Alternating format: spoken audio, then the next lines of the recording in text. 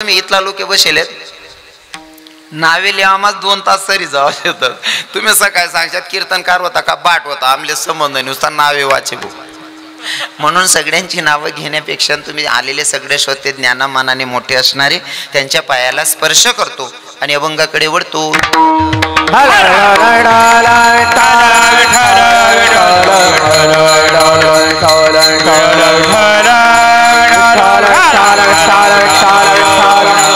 अभंग आहे तुकोबारायांचा. कोण तुकोबाराय? ज्यांची 65 लाखाची जागीर लोकांना दान करावी ती तुकोबाराय आणि ती तुकोबाराय.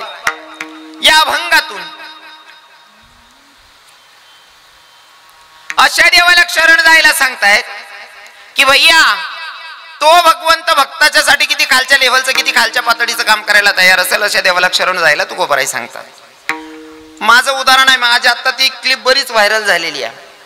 राजकारणी लोकांच्या मागे फिरू नका असं मी म्हणणार नाही. वेळ असेल तर नक्की फिरायला पाहिजे.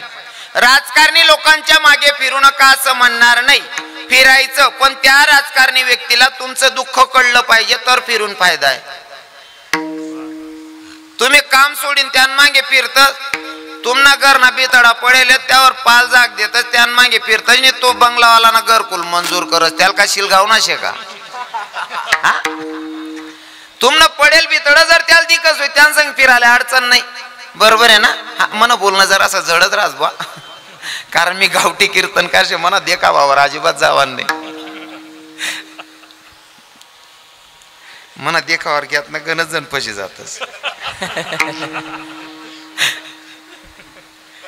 बॅग तीसनी बसलो तू तोंड बांधलं तर बाबा मी एसटी मा म्हणता काय वर बॅग ठेवा उतारा ना आपला अवजार ना मानले जडपडी उतारा आणि काढा आणि ठेवा. मी बसली ना एसटी मा पहिला सीटवर बाजूमा बॅग ठेवली नाही. एक मावशी चढणी एसटीवर 60-65 वर्षां वय बहीण मावशी आहे म्हणे दीदी हाय बॅग उचलेली हो बहीण म्हणे माल बसले होते माले युवा थंडा काम चाले गणच पॉझिटिव्हस म्हणे काय गणच पॉझिटिव्हस काय काय सांगू तुमले. अख्खं कीर्तन ऐकली ना बाईसने आणि तो मी फेटा कंटिन्यू नाही बांधू. कीर्तन वय ना का फेटा गुंडायली कीर्तन मग 2 तास कीर्तन ऐक बाईसने. कीर्तन नंतर बाया जाई राहत्यात मग आम्ही टाळकरी महाराज आम्ही मागे चाल राहतो. ते बाया शेत बा आपण काय बोला ना गुपचूप चाल राहतो. बाईस मा एक बाई सांग राहते माय म्हणे पोर काय मजाने बोलस हो म्हणे. म्हणता रव्या तू घरबटी इज्जत घालाय राय ना म्हणता. पण आता त्याला काही विलाज नाही देखावावर काही जावा नाही बा. मना बाहून घर बसलो तुम्ही जीच भाऊकडे सुरतले बँक ना मॅनेजर होता गुजराती. त्याने वरते देख डायरेक्ट चालू ना तो मन जीज भाऊ लिचारे आपके घर फॉरेनर कैसे क्या आ गए बोले. मग तो वो भाऊ फॉरेनर नहीं रे मी केड़ा ना पोरे है रे मी उबाटी नाव टाकलंच रे वो काका. दूसरा म्हणे विनोद भाई ये लड़की कौन है. म्हणतो वो भाऊ लड़की नहीं रे आप्पा अरे आऊत ना बरं नाही रे वो काका. बऱ्याच ठिकाणी फसगत होते म्हणून माझ्या देखाव्यावर जाऊ नका. मी शेगाव ना पोऱ्या मनीषीन उभाटी नाकलस. तर मला असंच म्हणायचंय की भैया राजकारणी लोकांच्या मागे फिरू नका असं मी म्हणणार नाही. पण फिरत असताना त्याला आपल्याबद्दलचा कळवडा असला पाहिजे. आपलं दुःख त्याला कळलं पाहिजे. अशा व्यक्तीच्या मागे फिरल्याच्या नंतर काय वाटणार नाही. पण ज्याला आपल्याबद्दल काही असताच नाही या त्याच्या मागे उगाच का फिरायचं. तुकोबाराय म्हणतात भैया अशा देवाला शरण जायचं की त्या भगवंतानं भक्ताच्या साठी किती खालच्या लेवलचं काम करायला तयार असलं पाहिजे. अशा देवाला शरण जायला तुकोबाराय सांगतात. साधकांना पटत नाही म्हणून तुकोबाराय सांगतात भैया काहीतरी प्रमाणावय का काही प्रमाणावय का हो. जर कोर्टात केस असेल तर जोपर्यंत पुरावा मिळत नाही तोपर्यंत केस जिंकता येत नाही. आणि केस जिंकायची असेल तर त्याच्यासाठी पुरावा असणं गरजेचं आहे. मग तुकोबारायांनी पुरावे दिले असतील. आपण तर तुकोबारायांची पायाची धुरही बनू शकत नाही पण उगा प्रयत्न करूयात आपण नाही का. भक्ताच्या साठी किती खालच्या लेवलचं काम करायला तयार असतो भगवंत थोडक्यात सांगण्याचा प्रयत्न करेल. माझा भगवंत कधी भक्ताची जात बघत नाही, भक्ताच्या अंतःकरणातला भाव पाहतो आणि तो त्या भक्ताच्यासाठी काही करायला तयार असतो. भक्ताच्या अंतःकरणातला भाव शुद्ध असला पाहिजे. जसं की भाव बघणं काय असतं, जेव्हा 14 वर्षाच्या वनवासाला प्रभू रामचंद्र गेले, सुरुवातीलाच गुरु विश्वामित्रा घेऊन गेले. गुरु विश्वामित्रा जेव्हा घेऊन गेले राक्षसाचा वध करण्यासाठी, गुरु विश्वामित्रा घेऊन गेल्याच्या नंतर राक्षसाचा वध झाला. आता पुढे जाऊन गुरु विश्वामित्रा घेऊन गेले त्यांना जनकपुरीमध्ये जाताना, हरी विठ्ठल विठ्ठल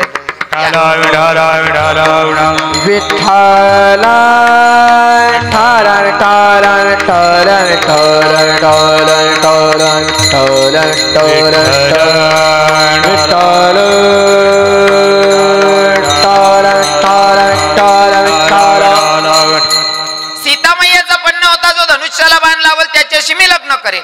आता धनुष्याला बाण प्रभू रामचंद्रांनी लावला, बाकीचा विषय मला काय सांगायचा नाही. काकाश्री आले, आमचे दादासाहेब नाही आले, कार्यक्रमाला गेले का? अच्छा.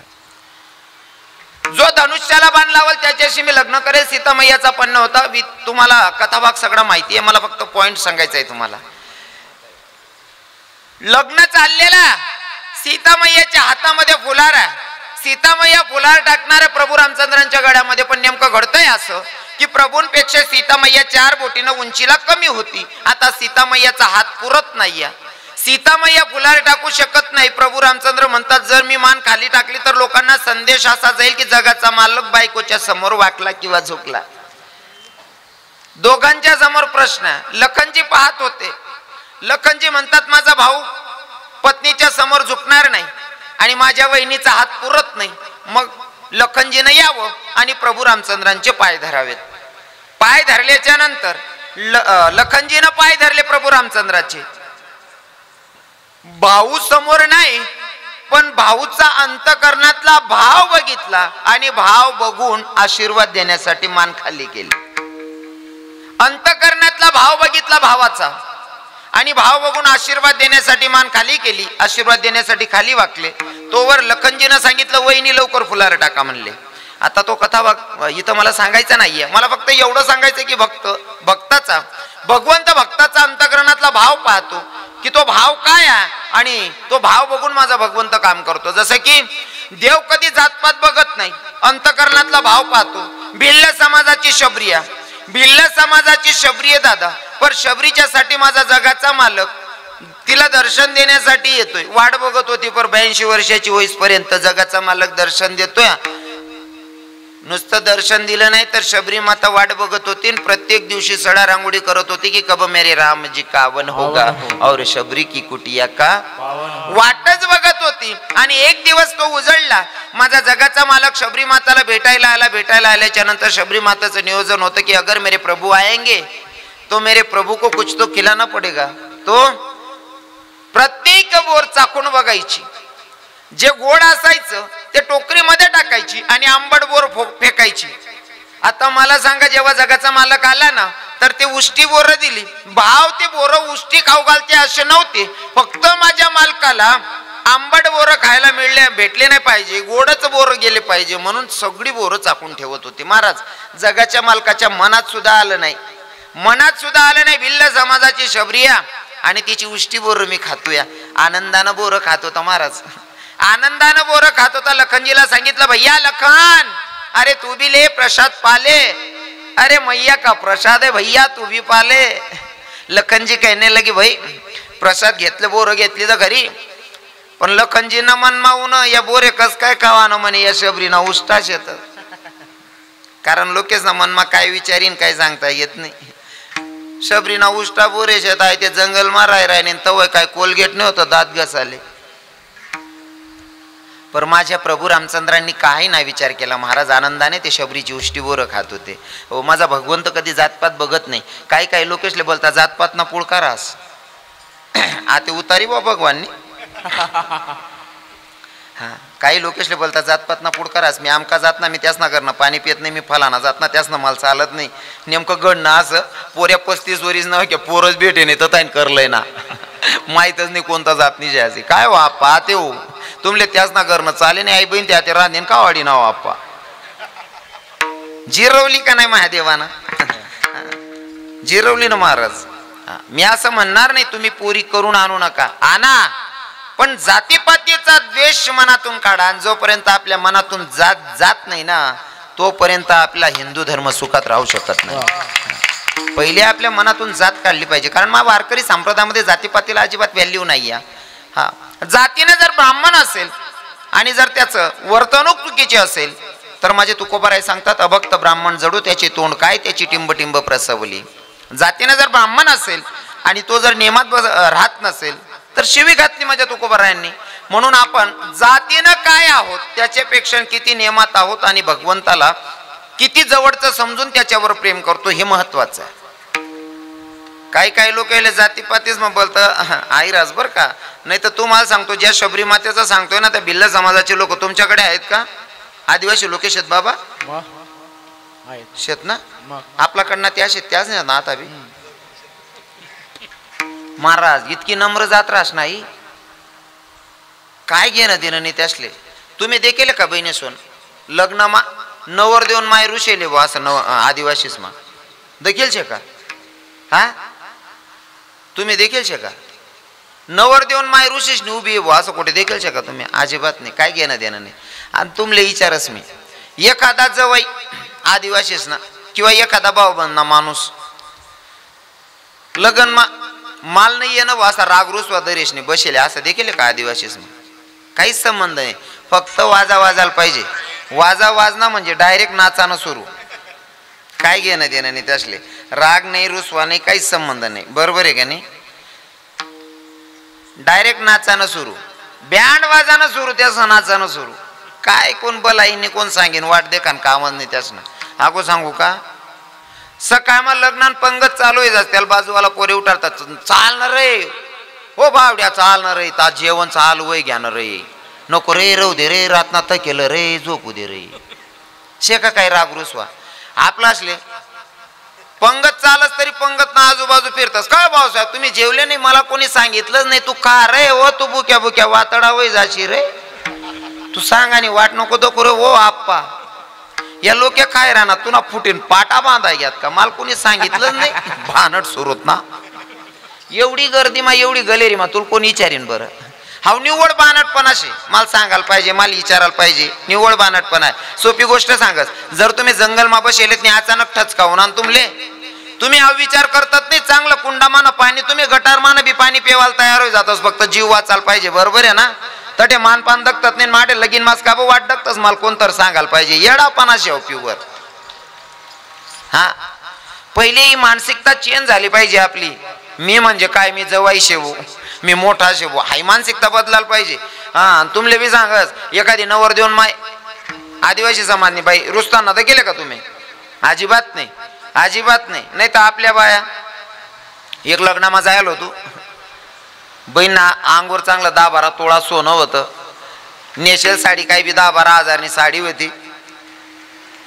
जेवता जेवता पत्तरवर होत उठी गई आणि मंडप ना एक कोपराल उभी होती. नवरीन माई बी रावण्या करे नवरीनी मावशी बी रावण्या करे नवरीनी काकू बी रावण्या करे पण बाई काही ऐके नाही. मी दूर ते देखी रे तू गंमत मी म्हणलं चला जवळ जाऊत आपण आपलं तरी ऐकेन म्हणता आई बाई. म्हणलं मावशी बटाचा रावण्या करा ना तुम्ही जेवणले बसा ना. नाही म्हणे महाराज माल नाही का ना म्हणतो बापरे आई बहीणले कताईन फिरकवू न भो म्हणे माल नाही का ना म्हणतं जाय काय म्हणतं मावशी म्हणे महाराज मी नवर देऊन मायशी म्हणतं मग काय जाय म्हणे माल कोबरान वाटी तरी लाई का म्हणताय अशी येडी दकास रे बानट सुरूत नाही. 4-5 तोडा सोनं शे अंगवर 10-12 हजारनी साडी नेशेल 5 रुपयान कोबरान वाटीन करता दांगडू घाल दे ना येडी अक्का येडी नाही ते काय म्हणशात. एवढं भारी वातावरण एकच जण खराब करीन ती देस. जीवन जगायची पद्धत शिकायची त्या आपल्या तुम्ही मी जातीपातीला व्हॅल्यू देतच नाही महत्व देत नाही तरी सुद्धा काही गोष्टी त्यांच्याकडनं शिकण्यासारख्या असतात. त्यानुसार लग्नमा जातस ना लग्नमा त्यास ना लग्न बी तसं आहेत बाबा. ऊस तोडायला जायला राहत पहिला आदिवासी लोके आता कमी होई घ्यात ऊस तोडायला जायत ना ऊस तोडीच नाही येत त्या पहिला पाणी पडे तवय लग्ने राहत त्यास ना पहिला पाणी पडे का तवय लग्ने राहत आणि गावमा येवानंतर 8 महिना गाव सोडेल राहत असले इतका जिवाडा राह एकमेक बद्दल लग्नामा त्या नव्या साड्या नेशेल राहत हो त्या लगीन मग त्या नैवेद्य देवाला जायत मारुती राहिले आणि त्या गाणं म्हणत लग्नच माफी देवनाच गाणं राहतं बरं त्याच ना 90%.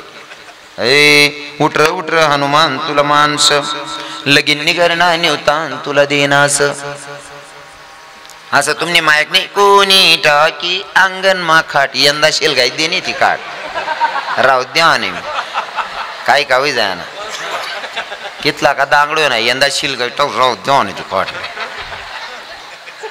त्याच ना असा सुद्धा लगीन मग सुद्धा देऊ ना गाणं. हो आणि येरारले जरी गाया दिले तस ना बाबा तरी राग रुसवा नाही आपला थोडं जर काय बोलणार तो मला असं बोलला तो मला असं बोलला तो मला असं बोलला.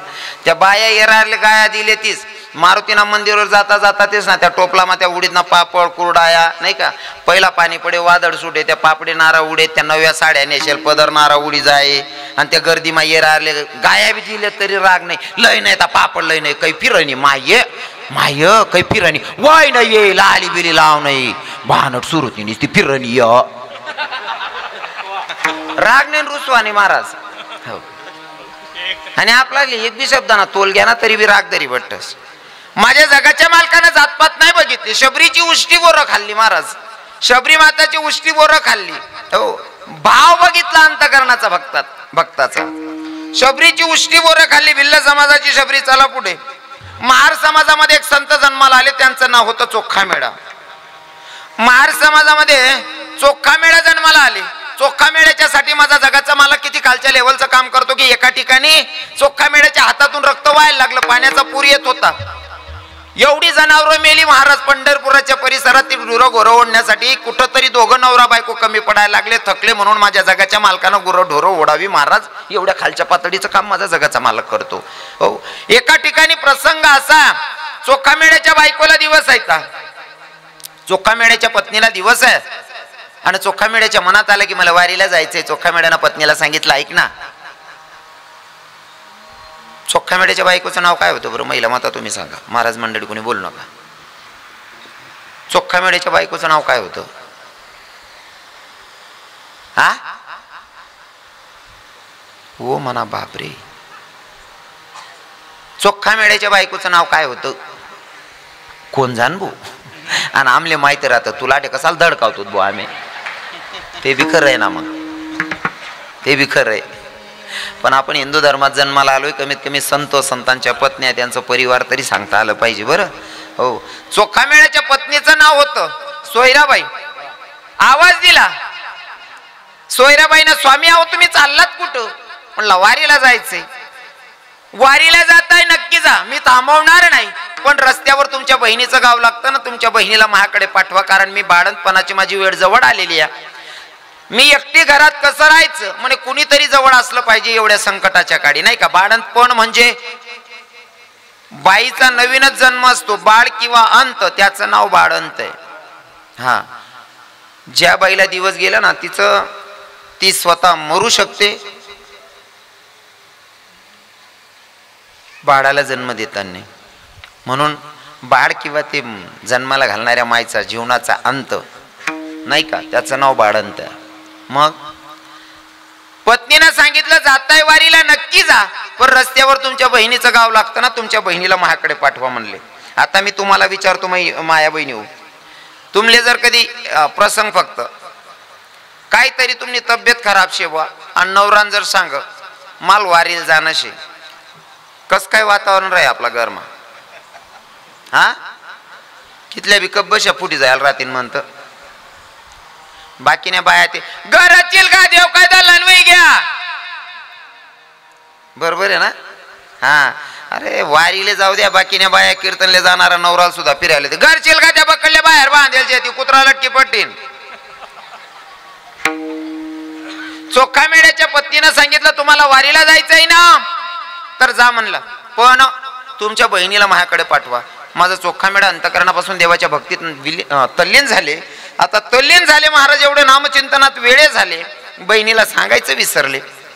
माझ्या विटेवरच्या मालकाला वाटलं जर माझा भक्त त्याच्या बायकोला दिवस भरत्या येता बाळणपणाची वेळ जवळ आहे ते सुद्धा विसरलाय माझ्या नामचिंतनामध्ये एवढा वेळा भक्त मग त्याचं काम करण्यासाठी मी का लाज ठेवायची. माझ्या जगाच्या मालकानं विटेवरनं उडी मारली माझ्या जगाच्या मालकानं विटेवरनं उडी मारली आणि चोखा मेढ्याच्या गावाच्या शिवजवळ आला, अजून गावात गेलेला नाही.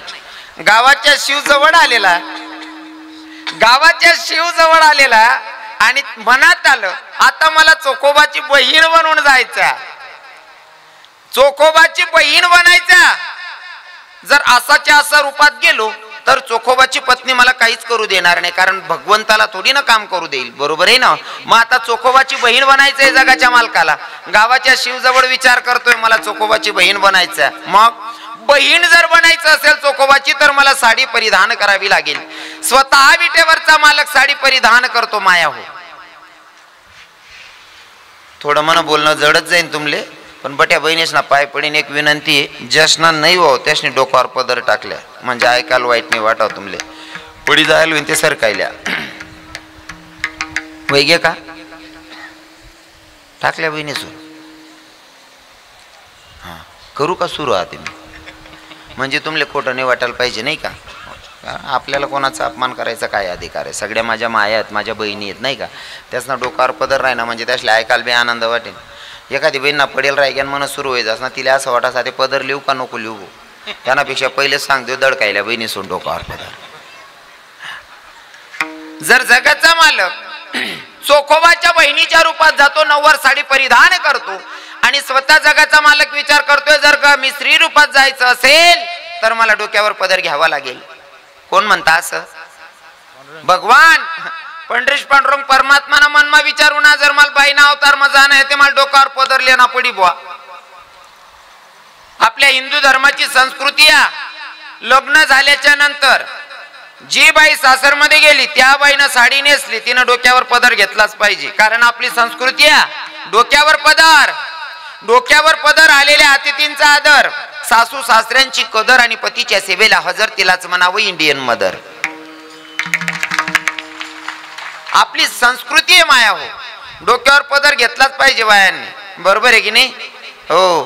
कारण डोक्यावर जर पदर घेतला ना, तुमच्या डोक्यावरचा पदर हे टोपीवाले बाबा बसलेत ना, यांनी जर बघितलं ना तर यांच्या मुखातून सहज वाक्य निघतं खोटे ना मायरे राय पूर्ण.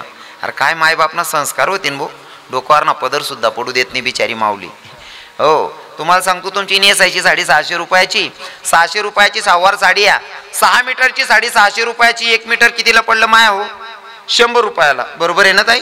100 रुपयाला 1 मीटर आहे. तुमचा पदर किती मीटरचा असतो? 1 मीटरचा. तो 1 मीटरचा पदर म्हणजे 100 रुपयाचा पदर. 100 रुपयाचा पदर जर तुमच्या डोक्यावर असला ना तर हे टोपीवाले बाबा तुमच्या बापाची करोड रुपयाची इज्जत वाढवून जातात, म्हणून डोक्यावर पदर घेत जा. पदर लेवा मग काय नुकसान आहे? काही नुकसान आहे का? चला पदर लेता लेता ताराबाद मा स्टँडवर 17 बाया मरी घ्यात महाराज, त्या मामना जीव घाबरस, असं काही शे का? बाकीने बाया सांगते महाराज कामधंदा आवरा मग आले सटकी जास ना सकाळी मोठी चुका ठोकीले जाय, पण तू पदर डोकावर शेल गावात जाय बैल. हा पदर घेत जा ना डोक्यावर, काय फरक पडतोय, बरोबर आहे का नाही हो. डोक्यावर पदर घेतला पाहिजे.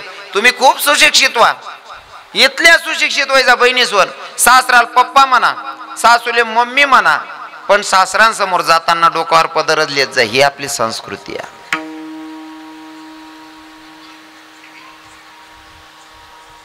पदर लिहिल बाईले जर देखा नाही देखील बट्या बहिणीस ना डोक्यावर पदर आहे असं वाटाय ना डोक्यावर पदर आहे असं वाटस ना, बापरे मन माय जशी काही नांदुरी गणनी देवीजी राहिनी बा असं वाटस. हा डोक्यावर पदर राही ना का, आणि बिगर पदरनी बाईल दखा का मला असं वाटस बापरे दिनले चुरेड कधी फेर राहिनी रे. मनीषीन डोक्यावर पदर टाकले जा बहिणीसोय, बरोबर आहे की नाही. डोक्यावर पदर असल्यावर लईच तुमची मायबापांची इज्जत वाढते, तुमची पण वाढते, म्हणून डोक्यावर पदर घेत जा हो. हाती बाकीने बाईशने आखोय ना एक वस्त्र नवीन आणले, खेळास मग घुसेले ते कोपरे कोपरे अजून नवीन वस्त्र येले. काय बहिणी सोनते काय गाऊन, तो गाऊन जर दिकना बिकना ना मला दुकान माका दिके ना चाकू घाली सुद्धा माट टाकसो त्याला. त्या गाऊननी इतला सत्यानाश करेल महाराज. ते आपली संस्कृती नाही बहिणी सोन. हा तुम्हाला शरीरले काही व्याधी आहे काही त्रास असेल तर नक्की घालत जा. शरीरले काहीतरी त्रास आहे मनीषन तुम्ही गाऊन घाला, ते अजिबात आपला विरोध नाही, पण गाऊन घालायच नाही, आपला आपला घरमात पडी राहा ना बहिणी सोन, बाहेर निघा. आणि बाकीने बाया गाऊन घालेन बट गाव फिरी येते भानट सुरू होती. आपलं आपलं घरमात नेशिले होतो, घरमात घालून घरमात पडी राहा. तुमले रातपाटना जर गाऊन घाला सवय पडी गे घरना बाहेर निघाल नाही बहिणीसोन. कारण तुमले गाऊनवर देखा साडीवर जेवढी बाई सुंदर दिकस तेवढी गाऊनवर दिकस का हो दादाश्री. हा साडीवरनी बाई असं वाटस ना बापरे बापरे बापरे, जशी काय आदिशक्ती ना अवतारे मनमाय देवीच वाटस. आणि त्या गाऊन घालले तीस ना आपण त्या बाजरीवर ना चिडा उडवाल नाही लाकडे काढूत का पहिले. हा ते का मापमाशी येईल रास का काय रास, ते डायरेक्ट आडून दुडून सत्यानाश रास ना तू. हा मजा नाही दिखती बहिणी वन.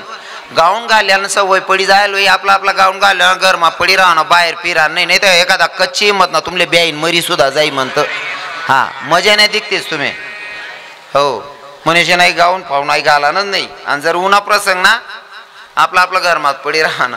हो सासरांसमोर जेठणासमोर पहिल्या बायात ना बिगर पदरण्याचा आहेत नाही. कोणीतरी शहाणा माणूस जरी ये ना नाही माय गावमान आहे बोले वयक ना नको काय ना पण दोतरवाला बाबा आहे आपला गावमान असे नावटी दी माय म्हणा माय बापना संस्कारले मताराल दखिनी बाई डायरेक्ट डोकावर जरी वजर आहे ना तरी तोंड फिरायच नाही उभी राहाय. पहिले त्या काकाला जाऊ दे मग मन माय जाय. जुन्या बाया बसेल होते तिसना अनुभव विचारात इसले.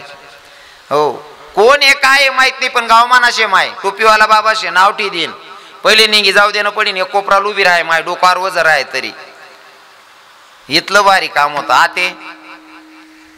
आते कसं वातावरण आहे बहिणीचं. आते ते सगळं सासराना सुद्धा छातीने बिल्ल मोठा कार करस मन बहीण. ते वातावरण तर आहे ना नाही हो महाराज. हो आणि नेमका असं पहिला माणसे बी तसा होतात. पहिला सासरा इथला भारी होतात ना बायकोन संगे बोलायला सुद्धा घाबरत नाही. वो जर शब्दामा तोल घ्या मनात मन सुनबाई काय विचार करी माय मन सासरा बी असा येडाशे काय बी बोली पडत मन समोर.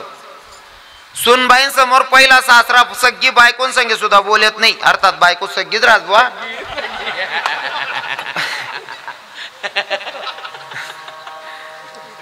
स्वतःनी बायकोन संगे सुद्धा बोलत नाही. इथल्या घाबरत पहिला सासरा सुनबाईसले. सुनबाई काय विचार करी भो एवढी मर्यादा पहिला सासरा असली होती. म्हणीची सुनबाया बी वजन माटे आहेत सासरा असले. आता सासराशनीच बाकी नाशने अशी चव घाल द्यायले. ती सुनबाई गरमा काम आवरच सासरा इथलची चड्डी घालेन गरमा फिरस. हो भाऊ तू मोठी चड्डी घाल रे. हो म्हणा काका तू सुनबाई समोर इथलची चड्डी घाल ना ती काय पदरली रे. हो आई बा तू चड्डी तरी मोठी घाल रे. हो काका तू स्वतः बहिणी इज्जत घालली राहिना ना. हा तुम्ही जर अपेक्षा ठेवत असतात महिलांकडनं तर पुरुषांनी सुद्धा नियमात असणं गरजेचं आहे. जगाच्या मालकाला वाटलं जर चोखोबाची बहीण बनायचं असेल तर मला नऊवार साडी परिधान करावी लागेल. गावात प्रवेश करायच्या आधी दर्ग्यात शिरायच्या आधी जगाच्या मालकानं पायातली चप्पल हातात घेतली. ही आपली संस्कृती आहे. पहिल्या बाया वावर महिने होत का माहेर तैनी होत गाव मागुसान टाइमले ताई पायमाना चप्पल हात मादरली बरोबर आहे ना. हो पहिल्या बाया गाव मागुसान पहिले पायमाना चप्पल हात मादरलीत आपली संस्कृती होती. आते काय काय बाया ते चप्पल घालाशिवाय राहतीत नाही. मला अजून समजी राहिले नाही खेळ काय शे असं. बरं या बहिणी चप्पल घाली राहतीस ना या बहिणीसले मला काय बोलू वाटत नाही. मला फक्त तुमले असं विचारणं शे या बहिणीसले चप्पल घाली राहणं पडस असं तुम्ही किचन रूम काटा काटा का ठेवतस काय शे आहे नेमकं चप्पल घाली राहताना मला अजून समजी राहिलं नाही. किचन रूम तुम्ही स्वच्छ ठेवतस ना तडे काय काटाच ना बाला पडेल का. एक बहीण ना माल फोन रविकिरण महाराज तुम्ही लई म्हाताऱ्या विचारांचे जुन्या विचारांचे म्हणता काय जाय ताई म्हणे तुम्ही एवढे जुने नियम सांगतात. त्या पहिल्या बाया अशिक्षित होत्या त्यांनी नियमाचं पालन केलं आम्ही सुशिक्षित आहेत म्हणता. असं आहे का ताई तुम्ही सुशिक्षित येत म्हणे. हा म्हणे आम्ही सुशिक्षित येत जुन्या बाया अशिक्षित अतिशय नियम पायात म्हणे आमले ते शक्य नाही म्हणे. म्हणता ताई चप्पल घालीन राहणं याला जर तू सुशिक्षित म्हणस होईल ना तू अजून पुरी सुशिक्षित होईल नाही ताई. मग म्हणे महाराज तू अजून चप्पल घाली राहण राहिनी अजून पुरी शिकेल नाही ताई. तू ज्या दिन पायमा घाला ना बुटस मा वरण लिन पिशी त्या दिन म्हणसो मन बहीण पुरी शिकी गई भू. चप्पल घाली राहण याला सुशिक्षित म्हणता येईल का. अहो महाराज राष्ट्रपती झाली ना माय आपल्या काना देशाची मुलगी राष्ट्रपती झाली पण डोक्यावरचा पदर एखाद्या फोटो मध्ये दाखवा ना आहे का. राष्ट्रपती होई गे माय तरी डोक्यावर ना पदर पडू देना नाही कोण. क्या बात आहे. प्रतिभाताई पाटील राष्ट्रपती होई गे माय पण तरी डोक्यावर ना पदर पडू देना नाही. आणि मन बहीण बचत गटनी मीटिंग ले जास नि पलो तिरपा खोसस. वो काकू वो बहीण तू खिचडी वाटस. वो बहीण काकू आठ राष्ट्रपती पदरले नि खिचडी वाटणारी काकू तिरपाखू शिले काय कमाले राव. लगन मा जातेच बहिणीवर थोडं जडत जाईन तुमले मन बोलणं वा बंगली नाका जडत जास पण मला सत्यता मांडाना आवडस कारण तुम्ही मन्यात मन्या माया बहिणी आहेत म्हणशील मी तुमले हक्कात येईन बोल राहीन बरं रागदारान नाही बरं का बहिणी सोन. कारण आपल्या धर्माचे नियम मला सांगायला आवडतात. या आबासाहेब आपल्या धर्माचे नियम सांगायला मला आवडतात. हो आणि आमचं कामच आहे ते सांगणं नाही का. बुडत हे जण न देखे डोळा येतो कळवडा म्हणून या. हो हा कळवडा येतो म्हणून सांगायचंय महाराज नाही तर सांगायला भरपूर आहे पण आपल्या धर्माचे नियम मला सांगायला आवडतात. हो डोक्यावर पदर घेतला पाहिजे. तुम्ही लगीन मा जातेच बहिणीसवन गरीबनी बायको राहिनी तरी सुद्धा 1000 2000 साडी नेसत पैसावाला राहिनी ते हिशोबच वेगळा राहत 10-15 हजारांनी पुढे बजेट राहस बरोबर आहे ना. 10-15 हजारांनी साडी नेसत पैसावाला बाई राहिनी ते गरीबनी मजुरी करणारी बाई सुद्धा 2000 साडी नेसत 2000 रुपयांनी साडी नेसत पैसावाला गरीबनी बाई लग्नेस मजा ती इथल्या माग्या साड्या लेतीस पलो तिरपा खुशी लेतीस आणि 75 फळक गुंडाई लेतीस. हुशार मनशात काय असले हा 2-4 हजारनी साडीशे पलो तिरपा पदर तिरपा रास आणि 75 रुपयानं फळक गुंडाई लेतीस बहिणीसवन. त्यापेक्षा तोच पदर डोक्यावर टाकत जा ना. हो त्यामुळे आपली संस्कृती बी टिकी राहील.